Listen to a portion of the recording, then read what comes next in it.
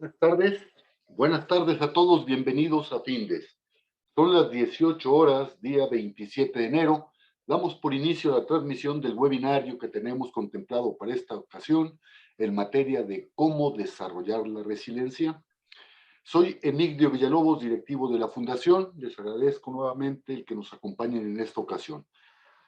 Asimismo, al profesor Edwin Urbina Godínez, quien conducirá esta plática, a quien le cedo el micrófono, no sin antes invitarlos a que formulen sus preguntas, nos den sus comentarios y sugerencias, y al término de la plática dispondremos de algunos minutos para atenderlas. Edwin, buenas tardes, podemos iniciar, por favor. Muchas gracias, Emilio. Muchísimas gracias. Bienvenidas y bienvenidos a todos los que nos acompañan. Bueno, pues voy a compartirles pantalla y vamos a iniciar con este tema que es sumamente interesante e importante. Denme la oportunidad de compartir.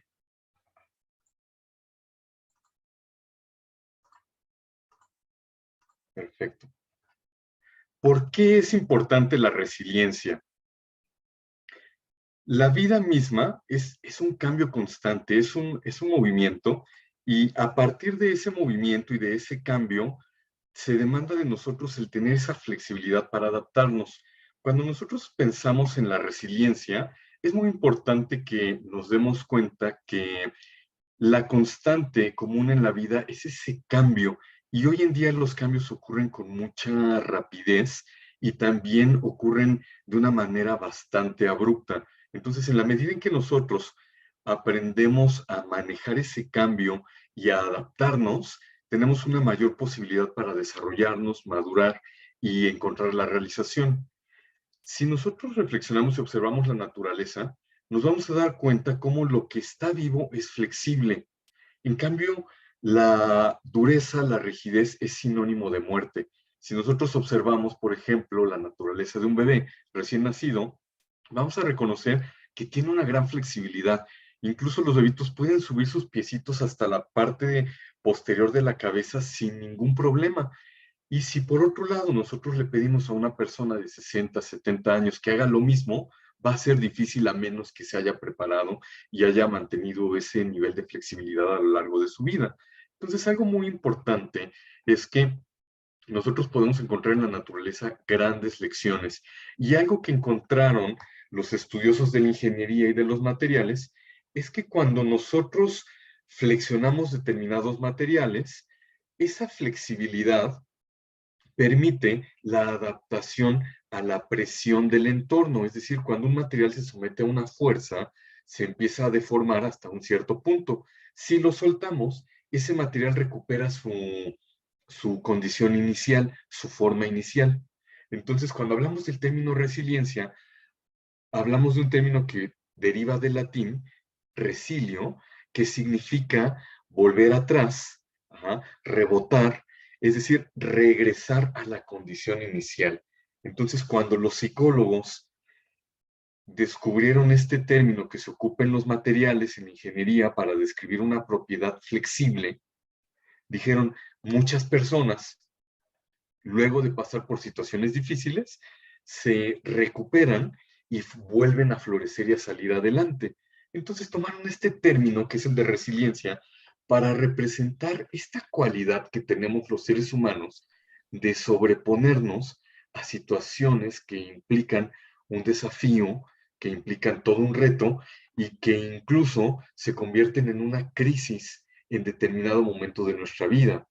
Así es que nosotros decimos que alguien es resiliente cuando es capaz de sobreponerse a situaciones difíciles, y a pesar de la presión, a pesar de las altas demandas que pudiera presentarnos el entorno y la misma situación, poder florecer y salir avantes de la misma eventualidad. Entonces, esto es bien importante porque la vida constantemente está cambiando, y ese cambio a veces lo podemos percibir y ver como que se acerca, o a veces llega de manera abrupta y violenta.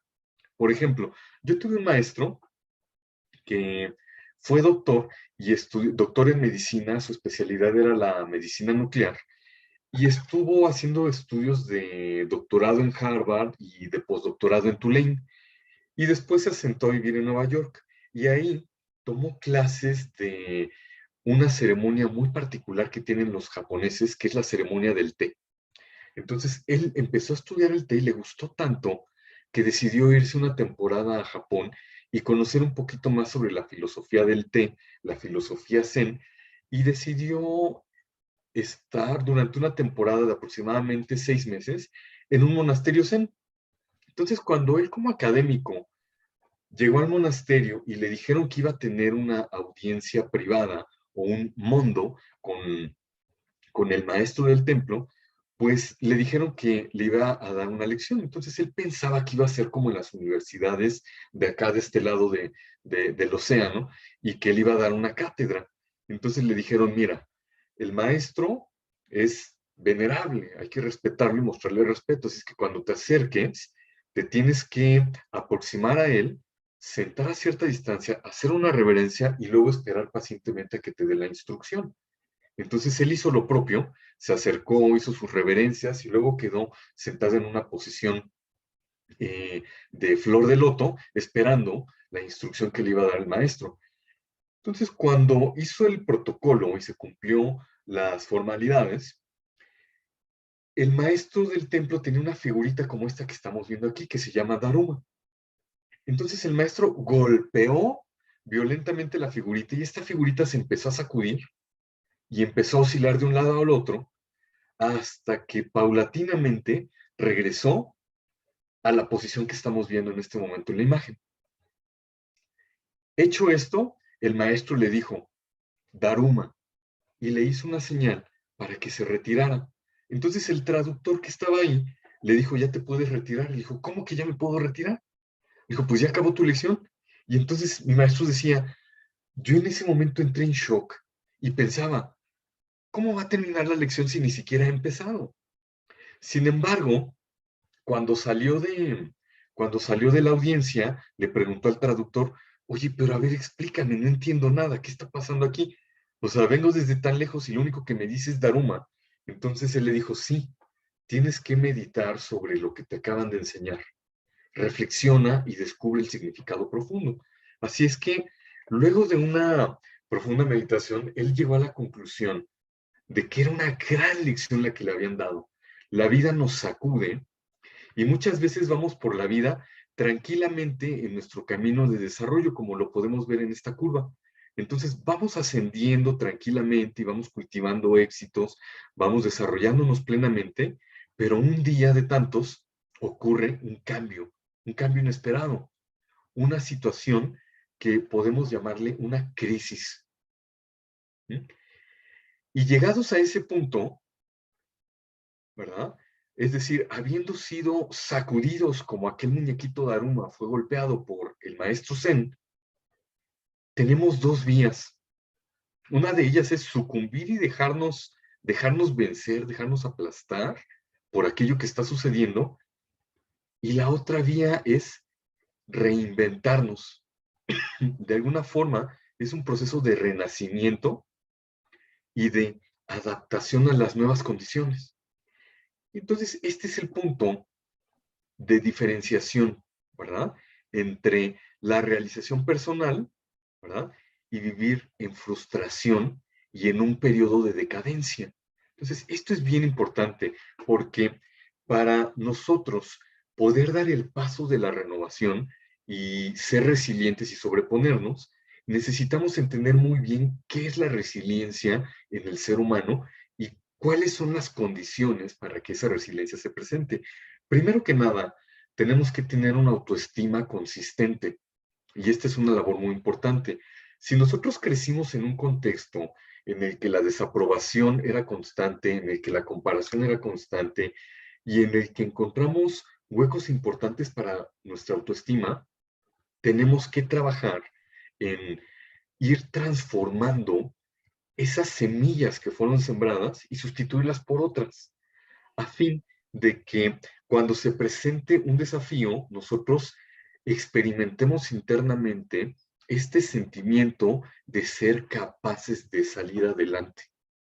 Entonces, cuando nosotros vamos cultivando nuestra autoestima y vamos construyendo una autoestima sana, que quiere decir que tenemos un sentimiento de valía por nosotros mismos, de agrado por lo que somos, y también esta sensación de capacidad frente a la vida, es decir, sabernos capaces de vivir plenamente, de realizarnos y de resolver cualquier situación que se nos presente. Cuando nosotros hemos cultivado esa, esa autoimagen, ese autoconcepto y esa relación con nosotros mismos de manera saludable, entonces, frente a los desafíos, vamos a poder establecernos o anclarnos, o cimentarnos y fundamentarnos en toda esa fortaleza interior y decir lo que sea que me presente la vida, voy a ser capaz de resolverlo. Entonces es muy importante constantemente trabajar sobre nuestra autoestima. Hay que recordar que para la mente las bromas no existen. Entonces, un tip muy importante y una práctica que yo les recomiendo es que todos los días, cuando se expresen de sí mismos o de sí mismas, exprésense en términos positivos, tanto en su diálogo interno como en las conversaciones que tienen con los demás en voz alta. Porque para la mente no hay bromas. Si yo me digo, ay, soy un inútil, no sirvo para nada, y luego digo, ay, no, era una broma, para la mente eso no fue una broma. Eso quedó grabado y si lo repetimos constantemente, eso se va convirtiendo en una instrucción que nuestra mente empieza a seguir. Entonces es muy importante ir cuidando y observando ese diálogo que tenemos para con nosotros mismos y hacer un diálogo sano y positivo realista. No se trata de empezar a cultivar frases vacías como soy el más inteligente del mundo o soy la persona más bella del mundo, porque eso no es real. O sea, siempre va a haber alguien más bello, más inteligente que nosotros, pero también siempre va a haber alguien atrás. Entonces, algo realista sería conectarnos con las cualidades que tenemos y que nosotros contamos con evidencia, porque así, si yo sé que soy una persona inteligente y me digo, soy una persona inteligente y brillante, cuando mi mente me diga, no, no es cierto, nosotros le podemos decir, claro que sí, y la evidencia es que he logrado esto, he sido capaz de hacer esto, tengo estos talentos, tengo estas virtudes, y entonces de esa forma, poco a poco, ir instalando una creencia positiva sobre nuestras capacidades para que cuando venga el reto, nosotros sepamos y tengamos una congruencia desde el cuerpo hasta la mente y nuestra capacidad para resolver. Y otro elemento importante es la iniciativa. Es muy importante estar claros en que nosotros debemos asumir la responsabilidad activa o el protagonismo de nuestra vida y saber que los resultados que generamos dependen de nosotros. Entonces, cuando yo me conecto en ese rol proactivo, entonces sé que los resultados que obtengo son producto de mis acciones, de mi esfuerzo, de mi disciplina y no de la casualidad.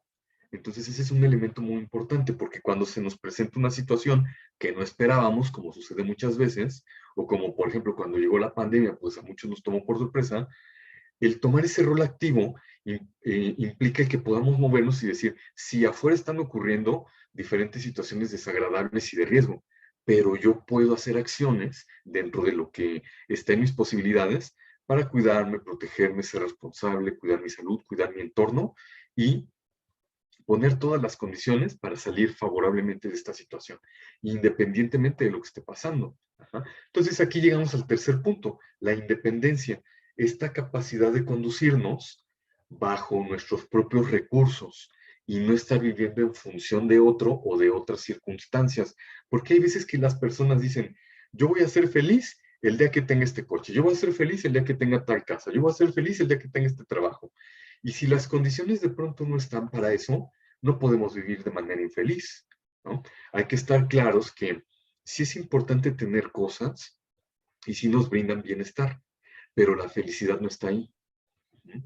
O sea, son elementos que nos ayudan a cultivar nuestro bienestar, que pueden ser un premio al esfuerzo sostenido durante mucho tiempo, y está muy bien disfrutarlos, pero nuestra felicidad y bienestar y fortaleza interior no puede depender de ello, ¿verdad? Entonces no puede depender ni de posesiones materiales, ni de personas o determinadas condiciones. ¿No? Nosotros incluso en una situación adversa podemos anclarnos interiormente en un estado de bienestar, aún en las situaciones más difíciles. Y esto es lo que nos plantea Viktor Frankl en el libro El hombre en busca de sentido, que incluso en medio de los campos de concentración, en las condiciones más adversas y crueles, él podía decidir con qué disposición interior asumir esas situaciones que estaba viviendo. Entonces esto nos lleva al siguiente punto. Es muy importante para ser resilientes tener una comunicación constante y, y plena con nuestro interior. Entonces la reflexión o este proceso de ir hacia adentro, que es la introspección, es muy importante, porque cuando llega una situación adversa, una situación que nos sacude, la capacidad que nosotros desarrollemos para, para comprender lo que está pasando y poder identificar plenamente lo que la situación nos demanda, eso es lo que nos va a permitir buscar soluciones en lugar de quedarnos atorados en la víctima. Entonces, la víctima es la que se va para abajo y sucumbe, pero la persona proactiva asume la responsabilidad que tiene y a partir de ahí empieza a trabajar en lo que está dentro de su zona de control y poco a poco va expandiendo esa zona de influencia hasta transformarse o transformar la situación. Entonces, esto es muy, muy importante. Por eso es muy importante el pensamiento crítico, no irnos con falsas ilusiones, sino llegar a conclusiones basadas en la realidad, en hechos y no exagerar las cosas, ¿verdad? Otra parte muy importante es anclarnos en nuestros valores. Yo les decía hace un momento, las posesiones materiales son buenas y nos dan comodidad, pero no son lo fundamental. Nuestra capacidad de hacer acciones es importante, pero tampoco es lo fundamental. ¿Qué es lo fundamental en el ser humano? La dimensión trascendente.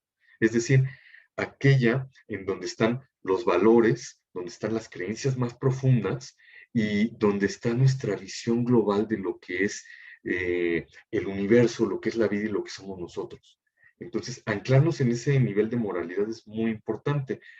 Y por otro lado, darnos cuenta que trabajando en equipo podemos salir adelante más fácilmente de la adversidad. Entonces es muy importante cultivar vínculos que en un momento de dificultad también puedan ser un acompañamiento emocional, no una dependencia, pero sí una compañía, un apoyo. Ajá, porque de pronto se nos poncha la llanta, se nos baja el aire un poquito y el irte a tomar un cafecito, platicar, estar en un ambiente en el que te sabes contenido, pues te ayuda a que tú solito vuelvas a inflar la presión de la llanta y tengas la llanta lista para salir adelante con lo que sigue. Entonces, desde allí es muy importante el ir cultivando vínculos y por otro lado, ir ejercitando nuestra creatividad para buscar nuevas soluciones, nuevas alternativas. Cuando hablamos de sobreponernos a la crisis y este proceso de renacimiento, básicamente estamos hablando de reinventarnos. Y ese renacimiento o ese proceso de reinventarnos implica creatividad.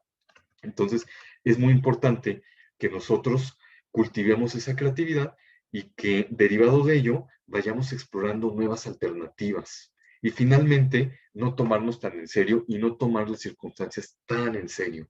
Hay que aprender a reírnos y desde ahí ir cultivando una visión mucho más relajada de lo que nos ocurre, porque así podemos tener una mayor capacidad creativa. Entonces, para ir concluyendo con esto, cuando se presenta la adversidad, es muy importante revisar nuestras creencias y ver si las creencias que estoy descubriendo de mí ayudan a la solución. Y si descubro que esas creencias que estoy cultivando me están limitando y me están llenando de temor y de un sentido de víctima, de victimización, entonces tengo que sustituirlas por otras. Tengo que hacer un cambio y un movimiento. Y como lo decíamos hace un momento, tenemos que entonces anclarnos en lo profundo de la vida que es el ser. Es importante tener, pero no es lo más trascendente. Es importante saber hacer cosas, desarrollarnos, adquirir más competencias, desarrollar habilidades, ir ampliando nuestro rango de acción, pero no lo es todo. Entonces, lo fundamental para la resiliencia es anclarnos en lo que nosotros somos, en nuestros valores más profundos, en nuestros principios más profundos y en esas creencias que van moldeando nuestra forma de conducirnos. Entonces, para concluir con este tema, me gustaría cerrar con una historia muy interesante. Había una vez un monje que estaba considerado como el gran sabio del pueblo. Y entonces en esta aldea, pues él ya tenía su monasterio y tenía un grupo de discípulos. En el pueblo, una de las jovencitas eh, resultó embarazada y no quería decir quién era el padre del niño. Entonces, durante todo el periodo del embarazo, mantuvo en secreto la identidad del verdadero padre del niño. Y cuando nació el bebé, el papá habló muy seriamente con ella y le dijo, mira, yo he respetado tu silencio, pero ya llegó el momento de hablar. Nos tienes que decir de esta vida que tienes ahora en tus manos. Entonces la jovencita le dijo, bueno, pues el padre de mi hijo es el maestro del templo. Entonces se armó un escándalo, se juntó la multitud y fueron en ese momento corriendo al templo. Llegó la multitud, encontraron al maestro meditando, lo sacaron violentamente de la meditación y le dijeron, es usted un hipócrita, ¿cómo se atreve? Y entonces el maestro los contemplaba tranquilamente y entonces el papá de la chica le dijo, ¿cómo se atreve a presentarse con ese disfraz, con esa máscara de maestro? Aquí está este niño que es su hijo y hágase cargo de él. Y entonces el maestro recibió al niño y solamente dijo, está bien, está bien. Se fue toda la multitud, el maestro del templo llevó al niño con una mujer del pueblo, le dio unas monedas de oro para que se hiciera cargo de su manutención y de su educación, y el maestro regresó al templo y continuó con su vida. Pero conforme fueron pasando los meses, se fue quedando sin alumnos hasta que eventualmente él era el único que estaba en el templo y ya nadie se acercaba. Pasados algunos años, la muchacha no aguantaba el remordimiento y habló con el papá y le dijo, tengo que decirte algo muy serio. El maestro del templo no es el verdadero papá de mi hijo. El papá se quedó helado y le dijo, ¿quién es? Dijo, el muchacho de aquí al lado. Entonces, con toda la pena, fueron por el maestro, se disculparon y le pidieron de regreso al niño. Entonces, el maestro los llevó a donde la señora, le regresaron el niño a la familia y se disculparon y no encontraban qué decirle al maestro. Y el maestro simplemente los escuchó y les dijo, está bien, está bien. Y así como este maestro, tanto en una situación como en otra, supo mantener la calma porque él estaba seguro quién era y vivía desde lo profundo de su ser, anclado en sus valores y en sus creencias más profundas, sin engancharse con la turbulencia externa. Así, nosotros podemos ir cultivando la resiliencia si vamos practicando estos elementos que hemos comentado en esta sesión. Así es que pues les agradezco mucho el que nos hayan acompañado y si tienen alguna pregunta o comentario, pues adelante, pueden hacerlo. Gracias, Edwin. Vamos a dar unos segundos para atender preguntas, sugerencias, comentarios de los asistentes a este webinario. Y mientras tanto, recordarles que todos los jueves a las 18 horas estaremos abordando diferentes tópicos de interés, tópicos de actualidad en el ámbito de los negocios. Y el próximo jueves 3 de febrero, a las 18 horas, abordaremos el tema hábitos centrados en valores. Los invitamos, inviten a su vez a sus compañeros y a sus amigos. Bien, siendo las 18 horas con 23 minutos del día 27 de enero, damos por concluido el desarrollo de este webinario. Edwin, muchas gracias a todos y hasta luego. Hasta luego, muchas gracias a ustedes.